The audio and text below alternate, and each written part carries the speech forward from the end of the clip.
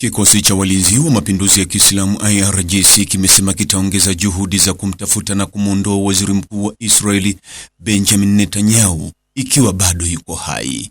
Katika taarifa iliyotolewa Jumapili hii na IRGC, ilisema hatima isiyoeleweka ya waziri mkuu huyo wa Israeli pamoja na uwezekano wa kifo chake au familia yake kukimbia kutoka maeneo yanayokaliwa unaonyesha mgogoro na hali ya kutokuwa na utulivu inayoendelea miongoni mwa Waisraeli.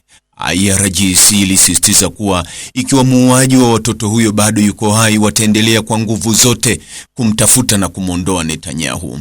Taarifa hiyo iliongeza kuwa ili kulipiza kisasi damu ya wafanyakazi wa Irani waliouawa katika majengo ya viwanda nchini humo kutokana na mashambulizi ya Marekani na Israeli, IRGC ilifanya operesheni za pamoja dhidi ya wahalifu magaidi wa Marekani na wa Israeli katika maeneo ya ardhi zinazokaliwa pamoja na kambi 3 za Marekani katika eneo hilo wakati wa wimbi la 52 la Operation True Promise 4.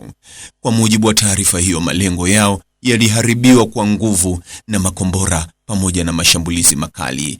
IRGC pia ilisema sauti za mara kwa mara za ving'ora vya ambulance na kukiri kwa taasisi za Israeli kuhusu kuongezeka kwa idadi ya waliouawa na kujeruhiwa baada ya operation ya Iran zinazoonyesha ukubwa wa uharibifu uliosababishwa na makombora mazito ya IRGC katika sekta za viwanda mjini Tel Aviv, kulingana na taarifa hiyo iliyonukuliwa na Tasnim. Taarifa hiyo iliongeza kuwa sekta za viwanda na vituo ambako wanajeshi wa Marekani hukusanyika katika kambi ya anga ya Ali Hariri Air Base huko Erbil pamoja na Ali Salim Air Base na Camp Alif-Jan pia viliharibiwa kwa makombora yenye nguvu na droni za Iran. Marekani na utawala wa Kizayuni walizindua kampeni kubwa ya kijeshi dhidi ya Iran bila uchokozi wowote kufuatia kuuawa kwa kiongozi wa mapinduzi ya Kiislamu Ayatollah Said al-Khamenei pamoja na makamanda kadhaa waandamizi wa kijeshi na raia mnamo Februari 28 mwaka huu. Mashambulizi hayo yalihusisha mashambulizi makubwa ya anga dhidi ya maeneo ya kijeshi na kiraia kote nchini Iran na kusababisha vifo vingi pamoja na uharibifu mkubwa wa miundombinu.